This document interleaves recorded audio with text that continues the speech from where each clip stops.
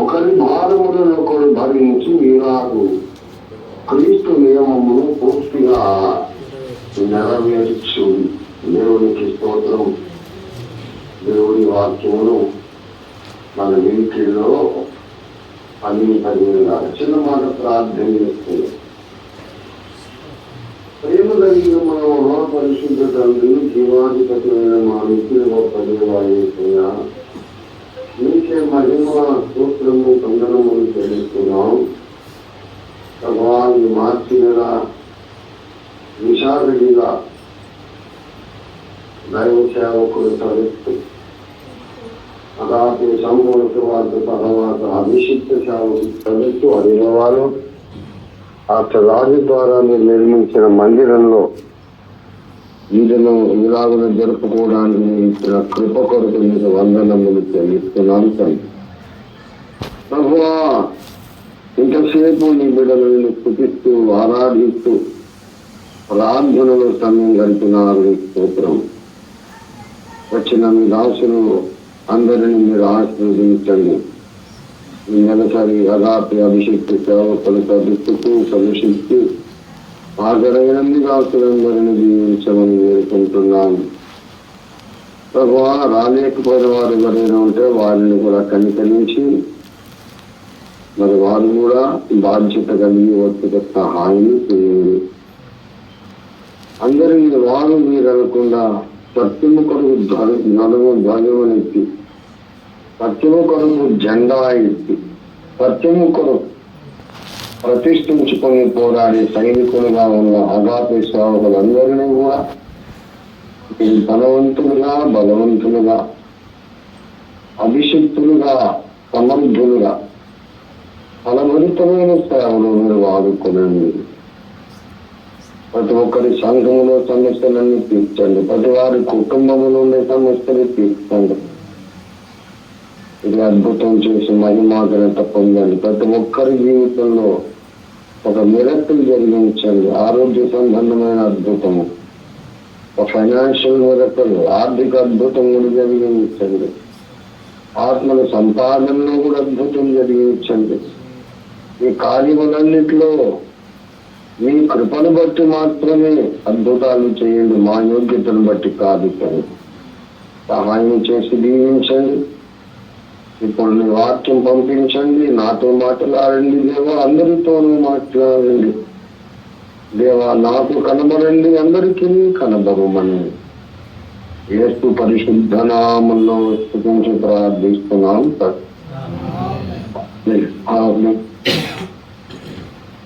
ప్రియ సహవాసులారా, మీకందరికీ నా వందనాలు. దేవుని పరిశుద్ధ వాక్యాన్ని మనం గమనించినట్లయితే కొన్ని నియమములు మనము దేవుని వాక్యంలో మనము చూస్తూ ఉన్నాం. ఆ నియమములు ఏమిటి అంటే చాలా నియమాలు ఉన్నాయి. ఏది చేసినా నియమ ప్రకారము చేయాలి. ఏది చేసినా ఒక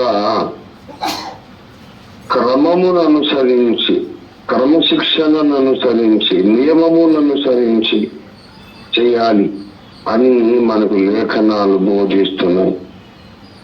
తిమోతికి పౌలు రాసిన 2వ పత్రిక 2వ అధ్యాయము మీరు చూస్తే 5వ వచనము, 2వ తిమోతి 2:5 మీరు చూస్తే, మరియు జట్టి అయిన వాడు పోరాడునప్పుడు నియమ ప్రకారము పోరాడుకుంటే వానికి కిరీటము దొరకదు. నియమము అనే మాట ఇక్కడ మనం చూస్తున్నాం.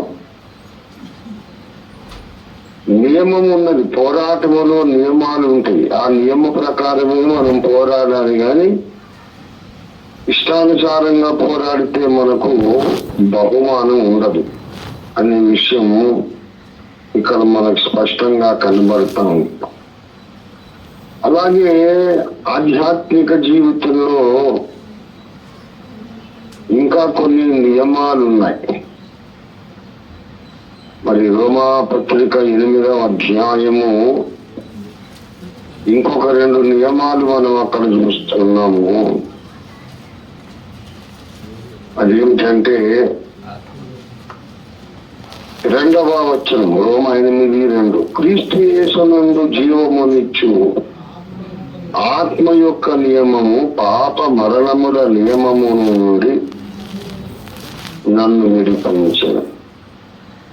మన శరీరంలో పుట్టుకతోనే వచ్చిన పాప మరణ నియమం ఉన్నది. అది ఆదాము హవ్వల పాపము కారణంగా ఆది మానవుడైన ఆదాము, అతని భార్య అయిన హవ్వ వారు చేసిన అవిధేయత, తిరుగుబాటు కారణంగా వారి గర్భవాసము నుండి పుట్టినటువంటి మనుషులందరి శరీరాలలో పాప మరణముల నియమం ఉన్నది. దానిని మించినటువంటి ఒక నియమాన్ని మన జీవితంలోకి దేవుడు ప్రవేశపెట్టాడు యేసు రక్తము ద్వారా, శిలువ యజ్ఞము ద్వారా. ఆ నియమం ఏమిటంటే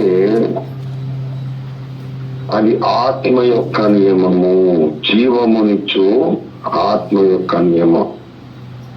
వాచ్మన్ గారు ఒక అద్భుతమైన విషయాన్ని తన బోధనలో, గ్రంథంలో ఆయన చెబుతారు. మరి రిలీజ్ ఆఫ్ ద స్పిరిట్ అనే గ్రంథము, ద నార్మల్ క్రిస్టియన్ లైఫ్ అనే గ్రంథం తప్పకుండా అవకాశం ఉన్నవారు చదవాలి దయచేసి. ఆయన అంటారు, లా అంటే ఏంటి? న్యాచురల్ లాస్ ఉన్నాయి. న్యాచురల్ లాలో గ్రావిటేషన్ లా ఒకటి, గురుత్వాకర్షణ శక్తి నియమం, గురుత్వాకర్షణ నియమం ఉంది. ఆ నియమం ప్రకారం ఏంటంటే ఎక్కడైనా సరే ఒక బరువైన ఒక వస్తువును గాల్లో వదిలేస్తే అది కిందికే పడుతుంది కానీ పైకి వెళ్ళదు. అన్ని వస్తువులు భూమి లాక్కుంటుంది. ఇది నియమము. ఇండియాలో ఒక యాపిల్ పండును వదిలేయండి, కిందికే పడుతుంది. అమెరికాకి వెళ్ళి వదిలేసినా అది కిందికే వస్తుంది. ఆఫ్రికాకి వెళ్ళి గాలిలో వదిలేసినా కిందికే పడుతుంది.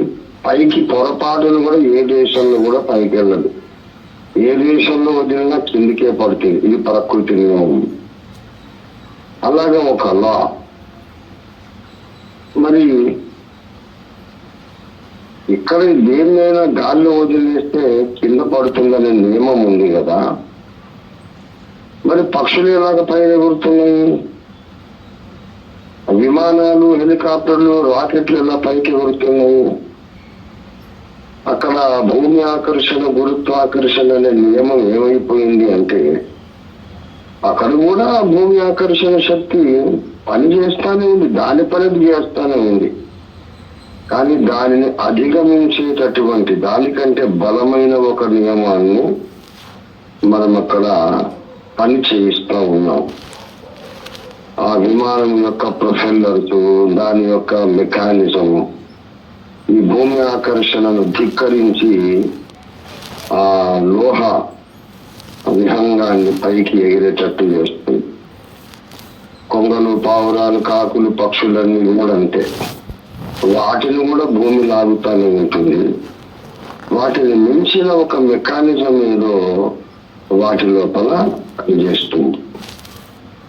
ఈ నియమాల్లో ఏది పొందాం, ఏ నియమం కూడా అది రద్దు చేయబడదు. అన్ని చోట్ల గురుత్వాకర్షణ నియమం ఉంటుంది. కానీ కొన్ని వస్తువులు దాన్ని ధిక్కరించి పైకి ఎగురుతా ఉంటాయి. అది క్రీస్తు యేసునందు జీవమునిచ్చే ఆత్మ యొక్క నియమం మనలో పనిచేస్తూ ఈ పాప మరణ నియమమును అధిగమించి పనిచేస్తుంది. కాబట్టి ధర్మశాస్త్రం దేని చేయజాలకపోయినో దానిని దేవుడు చేశాను. ఎలా చేశాడు? క్రీస్తు యేసునందు కొత్త నియమాన్ని ప్రవేశపెట్టాడు. పాత నియమం అట్లాగే ఉంది, గురుత్వాకర్షణ అట్లాగే ఉంది. దాన్ని మించిన కొత్త నియమాన్ని మనం ప్రవేశపెట్టి ఎగురుతున్నాం. అలాగే మన దేహాల్లో పాత నియమం, పాప మరణ నియమం ఉంది. దాన్ని ఏం తీసేయలే. దాన్ని అధిగమించి కొత్త నియమం ప్రవేశపెట్టబడింది. దాన్ని బట్టి మనం ఆధ్యాత్మికంగా పక్షిరాజులలాగా రెక్కలు చాపి పైకి ఎగురుతా ఉన్నావు. ఈ నియమములు అనేవి చాలా ప్రధానమైనవి. అందులో ఒక ప్రధానమైన నియమం, ఇట్లా నియమాలు మీరు అందరూ బోధకులే గనక మీరు ప్రత్యేకంగా ఎవరి కోసం వారే పరిశోధించుకుంటే మంచిది అని నేను మనవి చేస్తున్నాను. చాలా నియమాలు ఉన్నాయి. దేవుని రాజ్య నియమములు అనేది ఈ ప్రసంగం. దేవుని రాజ్య నియమములు అనే అంశమును మీరు ఎవరంతటి వాళ్ళు పరిశోధించుకుంటే చాలా విశేషమైన మేలు పొందగలుగుతారు. అట్లాంటి నియమాలు కొన్ని మీరు కొంచెం ఆలోచిస్తే మీకు స్ఫురిస్తాయి. దేవుని రాజ్యంలోకి వచ్చిన తర్వాత జీవము ఇచ్చే ఆత్మ నియమము ఆత్మ నియమము యొక్క పరిపాలన కిందికి మనం వచ్చిన తర్వాత మన జీవితం అంతా వేరే రూల్స్ ప్రకారం నడుస్తుంది. ఆత్మ నియమము ద్వారా సాగిపోవడం మనకు పాట కూడా ఉంది, మీకు జ్ఞాపకం ఉండే ఉంటుంది. మరి జక్కయ్య గారు రాసిన పాట, ఆత్మ నియమము ద్వారా సాగిపోవడము, విశ్వాసములకు కర్తయు మరి కొనసాగించని యేసును చూచుచు ఓపికతో మనము సాగిపోవడము. ఒకసారి ఈ ఆత్మ నియమము కిందకి మనం వచ్చేసిన తర్వాత మన లైఫ్ లో పనిచేసే ప్రిన్సిపల్స్ అన్ని వేరేగా ఉంటాయి. మన సూత్రాలు వేరు. తన్ను తాను తగ్గించుకుని వాడు ఇచ్చింపముడును. ఇదొక నియమం, దేవుని రాజ్య నియమం. ఎవరైతే చాలా చాలా తగ్గించుకుంటారో వాళ్ళు తర్వాత దేవుని చేత హెచ్చింపబడతారు. ఎవరైతే నేను గొప్ప, నేను ముఖ్యం అని హెచ్చించుకుంటారో వాళ్ళు దేవుని రాజ్యములో తగ్గించబడతారు, ప్రక్కన పెట్టేస్తారు దేవుడు వాళ్ళని. ఎవరైతే ఇంకొక నియమము, ఎవరైతే పోగొట్టుకోవడానికి ఇష్టపడతారో, ఎవరైతే ఏదైనా నష్టపోవడానికి ఇష్టపడతారో వాళ్ళు సమస్తము సంపాదించుకుంటారు. క్రీస్తును సంపాదించుకున్నటకు నేను అన్నిటినీ నష్టముగా, ఏవేవి లాభకరమైందో అవి నష్టంగా ఎంచుకుంటుంది అంటారు అపోస్తలుడైన పౌలు. అంటే అన్నిటినీ నష్టపరుచుకుంటే తప్ప అన్ని ఆశీర్వాదాలకు మూలమైన యేసును, క్రీస్తును మనం సంపాదించుకోలేదు. అలాగా ఎన్నో నియమములు ఉన్నవి. దేవుని నియమం ఇదంతా కూడా ఆత్మ నియమములో పరిశుద్ధాత్మ పరిపాలన కిందకు వచ్చిన వారిలో నెరవేరే ఆధ్యాత్మిక సూత్రాలు. అలాగే ఇప్పుడు గలతీ 6:2 చెప్పాడు, క్రీస్తు నియమమును ఈలాగు పూర్తిగా నెరవేర్చండి అని మాట్లాడుతున్నారు. క్రీస్తు నియమమును ఎలా నెరవేర్చాలి అంటే, ఒకరి భారములను ఒకడు భరించి, ఇలాగు క్రీస్తు నియమమును పూర్తిగా నెరవేర్చాలి. ఒకరి భారములను ఒకడు భరించి అంటే ఇప్పుడు మన సంగతే మనం ఆలోచించుకోవడం కాదు, ఇంకొకరి మీద ఏం భారం ఉందో అది ఆలోచించాలి. ఆ ఇంకొకరి బరువును నేను కొంత మోయాలి అని మనం అనుకోవాలి. అవతల వాడు కూడా ఏమనుకోవాలంటే మన భారాన్ని మోయాలని అవతల వాడు అనుకోవాలి. ప్రతి ఒక్కరికి ధ్యాస, ఎప్పుడు ధ్యాస అంతా దేని మీదంటే నాకేం కష్టం వచ్చింది, నాకేం సమస్య వచ్చింది అనే దాని మీద ధ్యాస కాదు. నా కష్టం ఎలాగో నాకుంది, అవతల వాడి కష్టాన్ని నేను కొంచెం భరించాలి అనేది క్రీస్తు యొక్క నియమం. ఇలాగూ క్రీస్తు యొక్క నియమమును పూర్తిగా నెరవేర్చుడి. క్రీస్తు నియమమును ఎలాగ నెరవేర్చాలో పైన చెప్తాడు. ఈలాగు నియమించుడి అంటే ఒకడు ఏ తప్పిదములోనైనా చిక్కుకొనిన ఎడల ఆత్మ సంబంధులైన మీలో ప్రతివాడును తానును శోధింపబడునేమో అని తన విషయమై చూచుకుంటూ సాత్వికమైన మనస్సుతో అట్టి వారిని మంచి దారికి తీసుకొని రావాలి. ఎవరైనా తప్పిదమ్ములో చిక్కుకున్నాడని మనం అనుకుంటే వాడిని తృణీకరించొద్దు. వాడి గురించి టామ్ వేసి అందరికీ చెడ్డ వార్తలు ప్రచారం చేయొద్దు. అతన్ని గురించి దుష్ప్రచారాలు చేయొద్దు. అతడు తప్పిదములో చిక్కుకున్నాడు అని మనం అనుకుంటే మనం ఏం చేయాలి అంటే సాత్వికమైన మంచి మనస్సుతో అలాంటి వాడిని మంచి దారికి తీసుకొని రావాలి. ఒక సహోదరుడు ఏదైనా తప్పు చేస్తున్నాడు అనిపిస్తే ఒక అన్నయ్యలాగా ఒక తమ్ముడిలాగా ప్రేమతో అతన్ని మనం మరి మంచి దారికి తేవాలి. అతని కొరకు ప్రార్థన చేయాలి. తర్వాత అతనికి మనం హెచ్చరిక చేయాలి. కావలసిన సహాయం అందించాలి. ఈ నీడ్స్ ఎక్స్ట్రా లవ్. మామూలుగా ఇంట్లో ఉన్న పిల్లలను 10 మంది పిల్లల్ని తల్లి కన్నదనుకోండి, 10 మంది పిల్లల్ని కన్నది.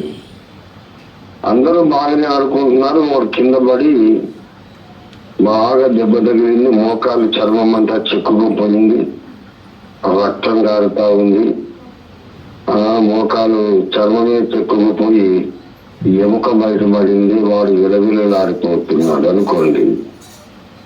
తల్లి ఆ మిగతా 9 మందిని వదిలేసి కింద పడి దెబ్బ తగిలించుకున్న రక్తం ఓడుచున్న గాయాలు కలిగిన ఈ చిన్న పిల్లోనే పట్టించుకుంటుంది. మిగతా వాళ్ళందరూ వచ్చినా సరే ఆడుకోకుండా ముందు వీడు దెబ్బ తగిలింది, వీడి సంగతి చూడాలి, ఆడుకొని వెళ్ళండి అని కసురుకుంటుంది. అలాగా ఎవరైతే తప్పిదమ్ములో చిక్కుకున్నాడో అన్నారు. చిక్కుకోవడం అనే మాట చాలా కీలకమైన మాట. అంటే సైతాను వాడిని చిక్కించేసాడు. అలాగా వాడు కావాలని సరదాకు పాపం చేయలేదు, తప్పు చేయలేదు.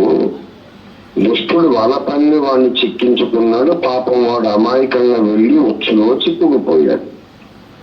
అందుకు వాడు బాధపడుతున్నాడు, సంఘము నష్టపోతుంది. అలాంటి స్పెషల్ కేసెస్ లో తమ్ముడు ఎందుకయ్యా ఇలాగ నువ్వు బాధపడుతున్నావు, ఎందుకు ఇలా చిక్కుకుపోయావు, అపవాది ఉచ్చును నువ్వు గమనించలేదు, కాస్త జాగ్రత్తగా ఉంటే సరిపోయేది కదా, డైరెక్ట్ గా నువ్వు కళ్ళు మూసుకొని నడిచి వెళ్ళిపోయి అపవాది వల లోపలనే చిక్కుకున్నావు, అయినా పర్వాలేదులే, మేమందరం ఉన్నాం నీ పక్షంగా అని ప్రార్థన చేస్తాం, నువ్వు మళ్ళీ వెనక్కి రా అని వాడిని సాత్వికమైన మంచి మనస్సుతో మంచి దారికి తీసుకొని రావాలి.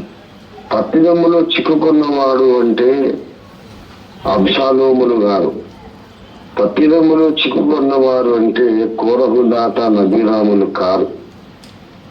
వాళ్ళంతా కూడా బరి తెగింపుతో తిరుగుబాటు ధోరణితో వారు పాపము చేసి తిరుగుబాటు చేసిన వాళ్ళు. తప్పిదమ్ములో చిక్కుకున్న వాళ్ళంటే అజ్ఞానాన్ని బట్టి, అమాయకత్వాన్ని బట్టి, బలహీనతతో తెలియక, జ్ఞానము చాలక ఇరుక్కుపోయారు. ఒక పరిస్థితిలో ఇరుక్కుపోయినాడు, బయటికి రాలేకపోతున్నాడు. వాడికి ఏం కావాలి? మన ప్రేమ కావాలి, మనమిచ్చే ఓదార్పు కావాలి, మనమిచ్చే ఎన్కరేజ్మెంట్ కావాలి, ప్రోత్సాహం కావాలి. మనం వాడిని అప్పులో చేర్చుకొని, కౌగులించుకొని, ముద్దు పెట్టుకొని, బ్రదర్ నిరాశ పడొద్దు, ఒంటరి వాడిని అనుకోవద్దు, మేమందరం మిమ్మల్ని అర్థం చేసుకుంటున్నాం, మళ్ళీ దారికి రమ్మని ప్రేమతో అలాంటి వాడిని మళ్ళీ వెనక్కి తెచ్చుకోవాలి. దీన్ని ఏమంటారంటే క్రీస్తు యొక్క నియమము. ఇలాగూడ మీరు క్రీస్తు నియమమును పూర్తిగా నెరవేర్చండి. అంటే అర్థమేంటో తెలుసా? ఎప్పుడైతే మనము బలహీనులను క్షమించి చేరదీసి మంచి దారిలో పెడతామో క్రీస్తు నియమము అప్పుడు పూర్తవుతుంది. అంటే ఇంకెప్పుడూ మొదలైంది అది, దాని ప్రారంభం ఎక్కడో ఉంది, ఇది ముగింపు మాత్రమే. ఆ రీతిగా మనము ఆధ్యాత్మిక జీవితంలో రక్షణ పొందిన వాళ్ళం మరి క్రీస్తు నియమమును, ఆత్మ నియమమును, క్రీస్తు మార్గము నుండి ఆధ్యాత్మిక నియమములన్నిటినీ కూడా మనం పాటిస్తూ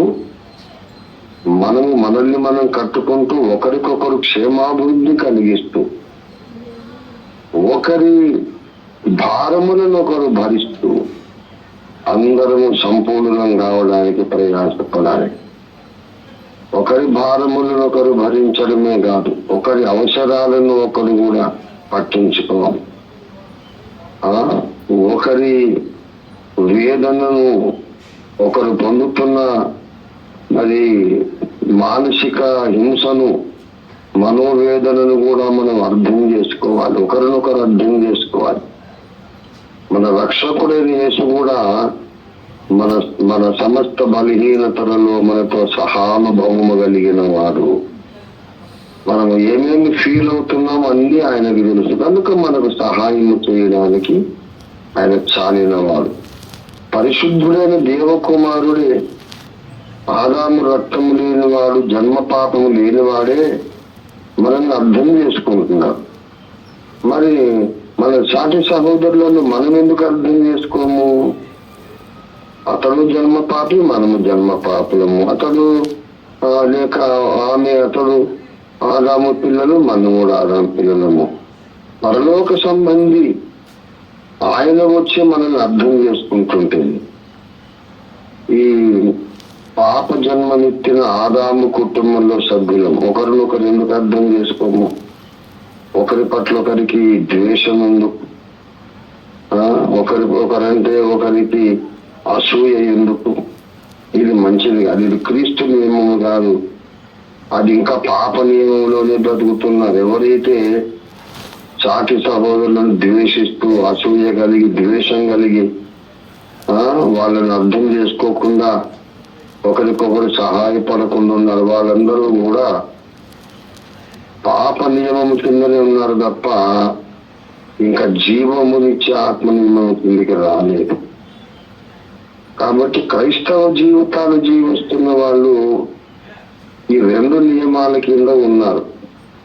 కొంతమంది ఏమో ప్రాచీన స్వభావములో ఉన్నటువంటి పాప నియమం కిందనే బ్రతుకుతూ క్రైస్తవ జీవితాలు జీవిస్తున్నారు, క్రైస్తవులమని భ్రమపడుతున్నారు, క్రైస్తవులుగా చలామణి అయిపోతున్నారు.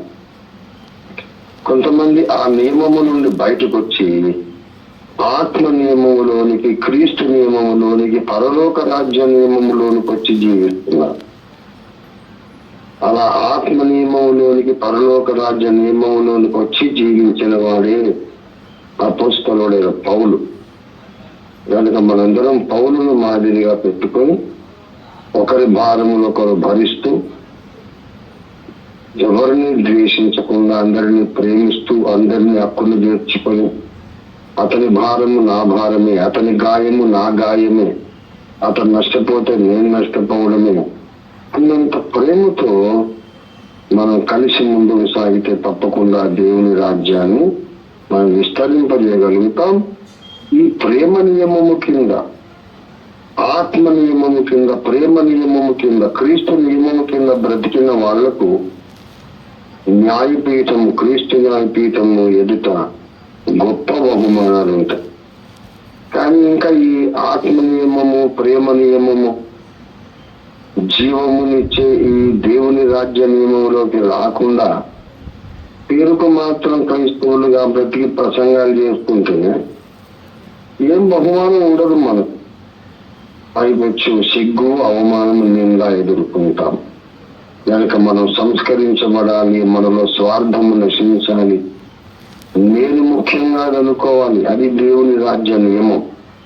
ఈ నియమ ప్రకారము మనం పోరాడితే మనం బహుమానం అందుకుంటామని చెబుతున్నాడు 2వ తిమోతి పత్రికలో. నియమ విరుద్ధంగా పోరాడితే బహుమానం ఎవరిస్తాడు? ఎవరు ఇయ్యరు. కనుక సేవకులమైన మనం, దైవజనులమైన మనం ముందు దేవుని నియమములోనికి మనం వచ్చి నియమ ప్రకారం పోరాడడం నేర్చుకొని మన విశ్వాసులందరినీ కూడా ఈ ఆత్మ నియమములోనే బ్రతకడానికి, నడవడానికి, పోరాడడానికి మనం తరబీదు చేయాలి. వాళ్ళు మనల్ని గమనిస్తారు. మనం ఏ నియమ ప్రకారం పోరాడితే మన విశ్వాసులందరూ అదే నియమ ప్రకారం జీవిస్తారు. మనం ప్రసంగాలు చేస్తే ఆత్మ నియమంలోకి విశ్వాసులు రారు. ఆత్మ నియమంలో మనము నడిస్తేనే వాళ్ళు ఆత్మ నియమంలోకి వస్తారు.